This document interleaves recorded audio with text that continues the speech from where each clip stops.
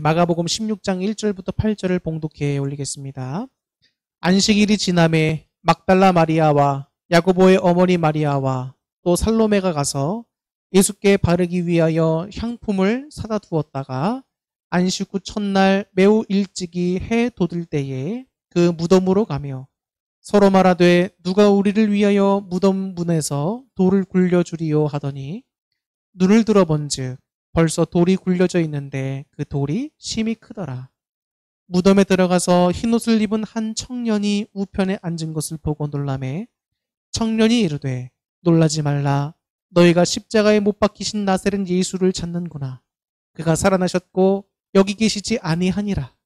보라, 그를 두었던 곳이니라. 가서 그의 제자들과 베드로에게 이르기를 예수께서 너희보다 먼저 갈릴리로 가시나니 전에 너희에게 말씀하신 대로 너희가 거기서 배우리라 하라 하는지라.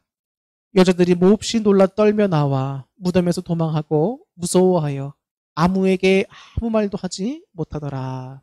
아멘. 할렐루야.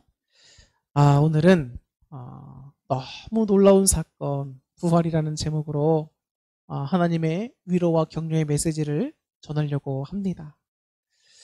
때는 주후 64년 6월 18일이었습니다. 당시 로마는 14개 구역으로 되어 있었는데 그 중에 10개 구역이 모두 불타버리는 대화재 사건이 발생했습니다. 로마의 대다수의 사람들에게 심각한 피해를 주는 화재였기 때문에 그 어느 때보다도 백성들의 불만이 극에 달했던 그런 때였습니다. 그런데 당시 이 화재 사건의 용의자로 의심됐던 인물이 참 뜻밖이었는데 바로 당시 로마의 황제였던 네로라는 사람이었습니다. 당시 로마에 소문이 하나 돌았습니다. 이 화재는 네로 황제가 로마사를 다시 새롭게 건설하기 위해서 방화를 저질렀다는 것입니다. 네로 황제는 분위기의 심각성을 느끼게 됩니다. 누군가 범인이 잡히지 않으면 자신의 입지가 매우 곤란하게 될 우려가 있었기 때문에 결국 이 방어의 책임을 누구에게 돌리게 되느냐? 당시 로마 사람들에게 미움을 받고 있던 기독교인들에게 돌리게 됩니다. 이로 인해서 기독교 역사에 길이 남을 대박해가 시작이 되게 됩니다. 당시의 역사가였던 이 타키티우스라고 하는 사람이 이렇게 기록했습니다. 황제의 거듭된 부인과 또 신들에게 바쳐진 희생에도 불구하고 황제가 화재를 명령했다는 의심은 그치지 않았다. 그리하여 이 소문을 없애기 위해 네로는 이미 배덕적 행위, 즉 성찬을 오해해서 몰래 사람을 잡아먹는다라고 생각하고서 시민들의 징후를 받고 있던 기독교 신자들에게 혐의를 씌우고 이들을 잔인하게 처벌하기로 결정했다는 것입니다. 이처럼 마가복음이 기록될 당시에 로마에 있었던 기독교인들은 엄청난 대박해가 시작되기 전 혹은 이미 대박해가 시작된 때를 살고 있었다는 것입니다.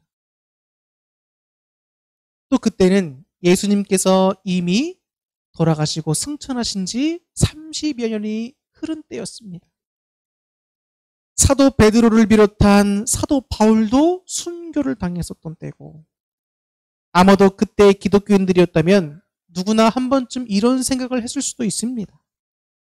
우리가 구원받은 하나님의 백성들이라면 왜 우리에게 이토록 엄청난 시련이 닥치는가?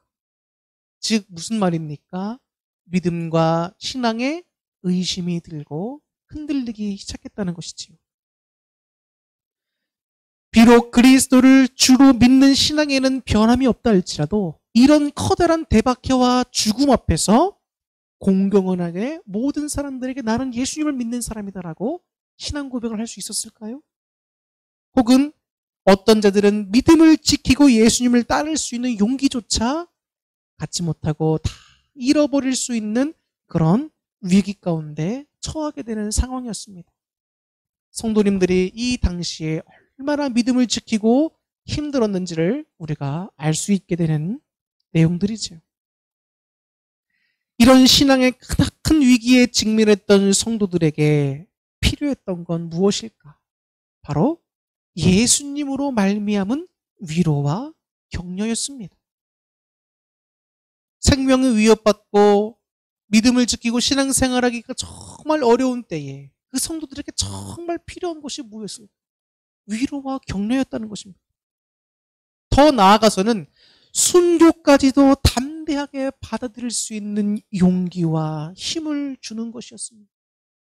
위로하고 격려하고 끝까지 신앙을 포기하지 말고 순교 당한다 할지라도 용기와 힘 있게 감당해야 한다는 것입니다. 예나 지금이나 우리 기독교인들에게 있어서 유일한 소망이 되시고 힘의 원천이 되시는 분은 바로 누굽니까? 바로 예수님이십니다. 따라서 이 마가 요한은 당시 로마의 성도들에게 예수님에 대한 행적, 예수님이 살아생전에 행하셨던 그 놀라운 능력 있는 일들을 기록합니다. 그리고 너희들만 고난을 당한 것이 아니다. 예수님이 이미 우리보다 앞서서 십자가의 순환을 당하시고 돌아가셨다는 것. 예수 그리스도의 행적과 예수님이 당하셨던 순환을 중심으로 마가복음을 기록합니다. 그러면서 부활하신 주님을 소개하면서 그 능력의 주님, 하나님의 아들이시며 그리스도신 예수님을 붙잡고 소망을 가지고 이겨내야 한다고 위로하고 있습니다. 마가복음은 마가 요한이 작성한 것입니다. 마가 요한은 누굽니까? 베드로의 제자이자 사도행전에서 배웠죠. 바울의 1차 전도 여행 가운데 이제 밤빌리아 버가라는 곳에서 다시 예루살렘으로 선교여행을 포기하고 복귀했던 사람이잖아요. 근데 그랬던 그가 후에는 이 마가복음을 기록하여 로마 성도들을 위로할 정도로 신앙이 성장했던 사람입니다. 귀하게 쓰임받던 사람이죠. 그 마가 요한이 당시 로마에서 대박해로 인하여 어려움을 겪고 있는 성도들에게 그리스도를 소개하면서 위로와 격려와 또 용기와 힘을 전해주고 있다는 것입니다. 마가복음의 주요 내용은 크게 보면 4가지로 볼 수 있습니다. 첫 번째는 예수님은 하나님의 아들 그리스도시라는 것입니다. 예수님은 그냥 십자가상에 달려 죽은 연약한 인간이 아니라 누구다? 하나님의 아들이시고 그리스도시라는 것입니다. 그래서 마가는 1장 1절에 뭐라고 시작하고 있지요? 하나님의 아들 예수 그리스도 복음의 시작이다라고 소개하고 있습니다. 이것이 뭔가요? 마가는 자신의 복음서를 통해서 예수님께서 하나님의 아들이시자 그리스도시라는 것을 당시 이 복음서를 읽던 성도들에게 분명히 알려주고자 했다는 거예요. 분명히 알려주고자 했다는 것입니다. 마가는 짧게 기록했지만 아주 임팩트 있고 긴박감 넘치게 기록합니다. 그러면서 하나님께서만 하실 수 있는 일들을 누가 하셨다는 거예요? 예수님께서 하셨다는 겁니다. 너희가 주로 믿고 있는 그 예수님께서 그 일들을 행하셨다는 거예요. 세상에 사람의 의술로 고칠 수 없는 병든 자를 치유하시고 귀신을 쫓으시고 죽은 자를 살리시는 또 사랑을 베푸시는 이 놀라운 일들을 행하셨던 분이 바로 예수님이라고 소개합니다. 즉 예수님께서 능력으로 행하신 사역들을 통해서 예수님께서 하나님의 아들이시며 그리스도이심을 증거하고 있다는 것입니다. 만약에 여러분들이 믿고 섬기는 예수님이 힘이 없고 능력이 없고 공의롭지 못하고 사랑이 없는 분이라면 무슨 소망이 있겠습니까? 그런데 우리가 믿는 예수님은 하나님의 아들이시며 주님의 능력을 행하시는 전능하신 우리의 구세주라는 것입니다. 그 사실이 당시의 성도들이나 오늘날 우리에게 큰 힘과 위안이 되고 있는 것이죠. 두 번째, 마가복음의 주요 내용은 예수님은 종으로서 고난당하신 분임을 기록하고 있습니다. 이게 무슨 말입니까? 예수님은 하나님만이 할 수 있는 일을 행하신 분이라고 말씀을 드렸죠? 그런데 그 예수님이 이 땅에 오신 목적이 무엇이었나요? 많은 사람들 앞에 군림하고 정복하고 단순히 그런 목적으로 이 땅에 오신 걸까요? 아니라는 것입니다. 마가복음 전체의 핵심이라고 할 수 있는 구절이 있습니다. 바로 마가복음 10장 45절입니다.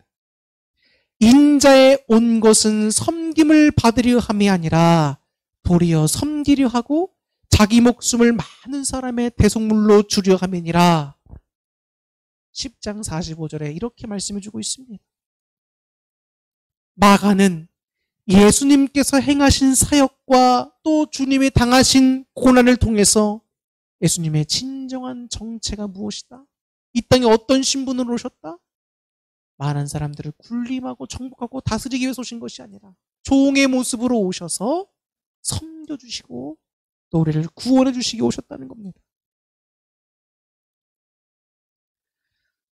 인류 구속의 역사를 성취하신 분이 누구다? 바로 하나님의 아들이시면 너희가 믿고 있는 그리스도 예수님이시라는 것입니다. 너희만 고난을 당하는 것이 아니다.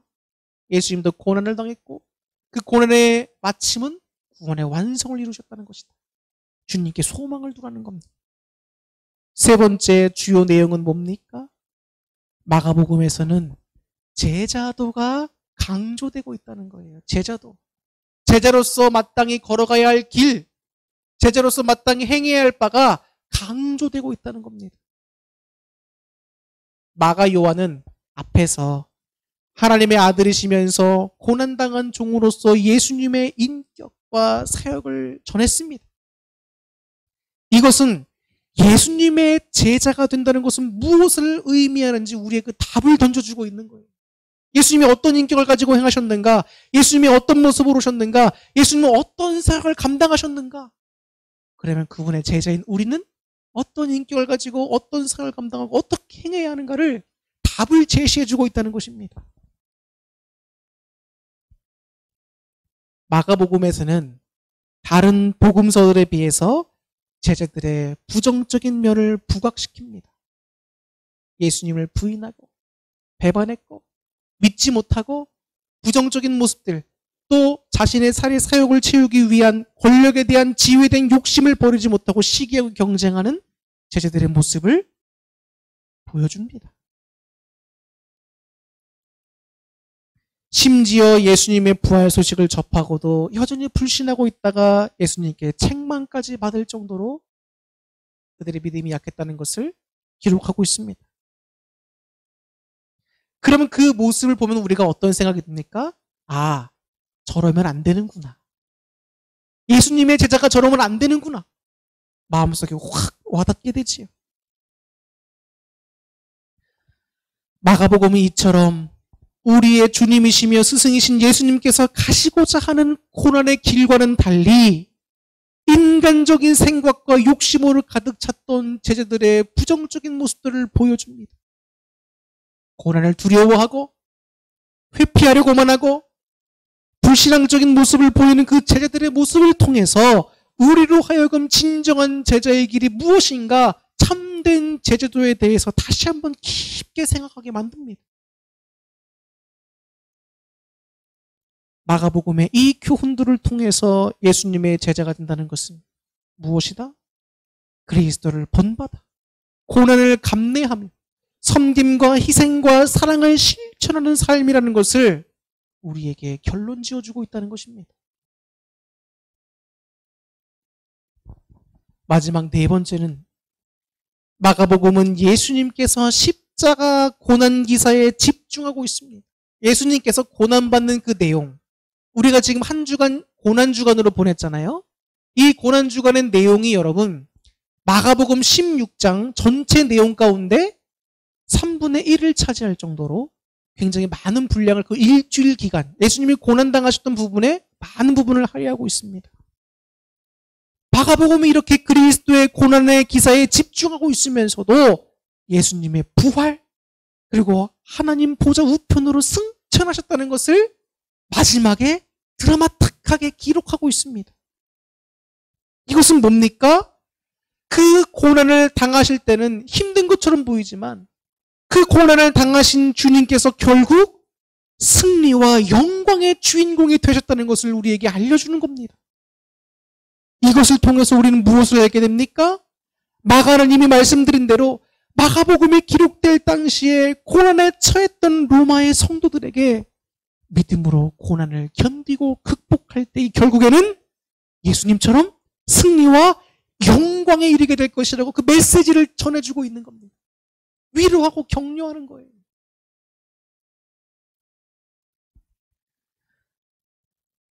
마가복음은 비단 초대교회 당시의 로마 성도들에게 뿐만 아니라 오늘날을 살아가고 있는 우리 성도들에게도 역시 동일한 메시지를 전합니다. 그리스도를 본받아라. 그래서 어떤 고난과 역경에 다가와도 용기 있게 신앙을 지키고 싸우고 달려가서 끝내 예수님처럼 의의 면류관과 영광을 소유하는 자가 되라.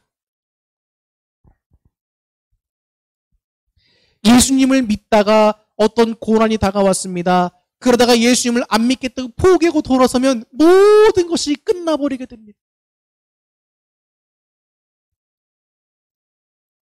한번 예수님 믿기로 결단했으면 끝까지 믿음을 지키고 예수님 안에서 힘과 소망을 얻어 달려가 종국에는 영광을 소유할 수 있는 여러분 될 수 있기를 축복합니다.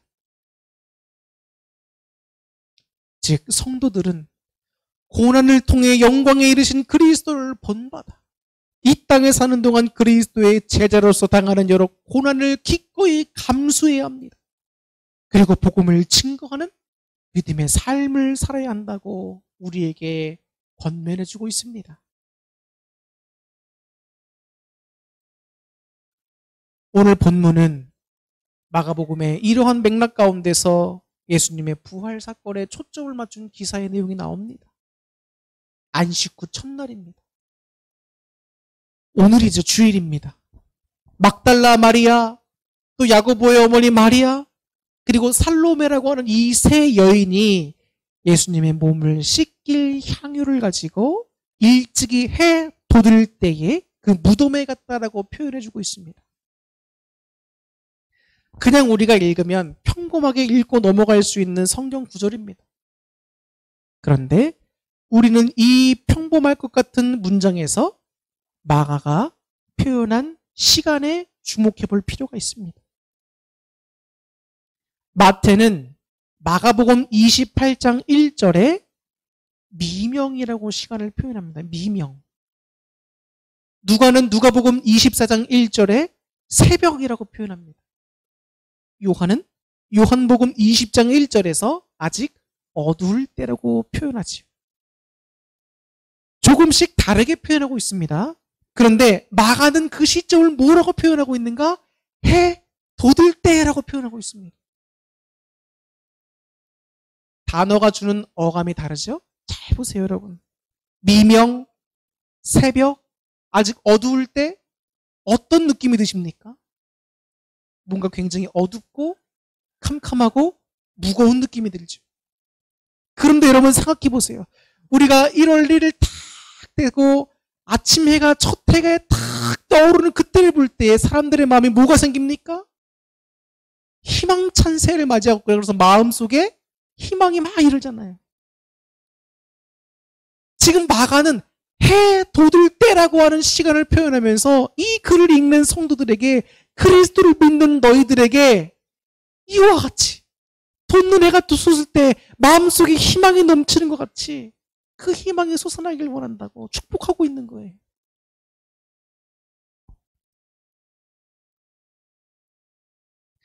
마가는 단순히 이 세 여인들이 예수님의 무덤을 방문한 시간이 그냥 이른 아침이었다, 이런 정보만을 전달하려고 쓴 것이 아닙니다. 말씀드린 것처럼 마가는 고난과 핍박이라는 영적 어두움 가운데서 살아온 성도들을 향해서 구원의 여명이 동터오는 첫 부활의 아침이 밝아오고 있다는 것을 보여주고 있는 겁니다. 희망의 날, 희망이 되시는 그리스도에게 초점을 맞추게 하는 겁니다. 이처럼 예수님의 부활 소식은 여러분 시대를 뛰어넘어 읽는 우리로 하여금 소망과 위로와 힘이 되고 있습니다. 사도 바울도 그랬잖아요.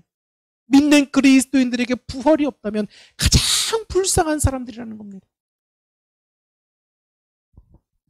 우리에게는 부활이 있습니다. 그렇게 우리에게는 소망이 있고 힘을 낼 수가 있습니다. 마가복음이 기록된 당시는 성도들이 로마의 대박해로 인해서 너무나 힘겨운 신앙생활을 해야 했었다면 지금의 우리는 어떻습니까?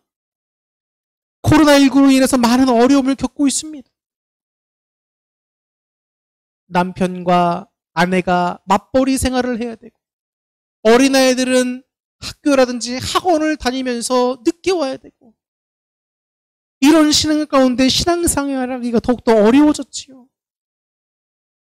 또 사업하는 곳에서 또 신앙 사이에서 고민을 하기도 하고 우리의 생활과 신앙 사이에서 갈등하기도 합니다.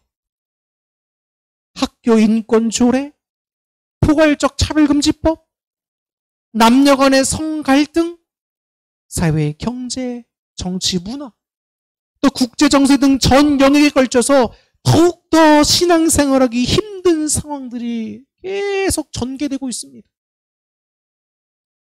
어떻게 해서든지 이 나라에서는 기독교를 핍박하려고 하고 있고 전 세계적인 물결도 너무나 혼탁하고 혼란한 가운데 영적으로 혼탁한 가운데 흘러가고 있습니다. 충격적인 이야기를 들은 것은 코로나19를 지내면서 교회를 다닌다는 이유만으로 직장 동료들에게서 따돌림을 당하는 신앙인들도 있다고 들었습니다. 주를 믿고 따르는 우리에게 사탄은 예나 지금이나 끈질기게 우리를 자꾸 고난 속으로 밀어넣습니다. 희망이 아닌 절망으로, 용기가 아닌 의기소침으로, 결단이 아닌 우유부단함으로 우리의 신앙을 자꾸 흔들어 놓습니다. 그러나 이런 상황 속에서도 우리가 달려갈 수 있는 것은 무엇입니까? 마가복음이 전해주는 해가 돋을 때라는 표현처럼 부활의 주님이 우리의 소망과 힘이 되시기 때문입니다. 특별히 부활주의를 맞아 고난과 죽음을 이기시고 부활 승천하셔서 영광과 존귀를 받으신 예수님의 모습을 기억합시다. 현재 우리가 당하는 고난은 장차 우리가 받을 영광과 비교할 수 없습니다. 오늘 말씀에서 여러분을 위로하시고 격려하시는 주님의 마음이 저와 여러분의 마음에 닿기를 축복합니다. 주의 제자로서 그리스도를 본받아 어떠한 순환도 이겨내고 종국에는 주님의 주시는 영광과 존귀, 저 하늘나라를 소유하는 주인공들이 되실 수 있기를 예수님의 이름으로 축원합니다. 기도하겠습니다.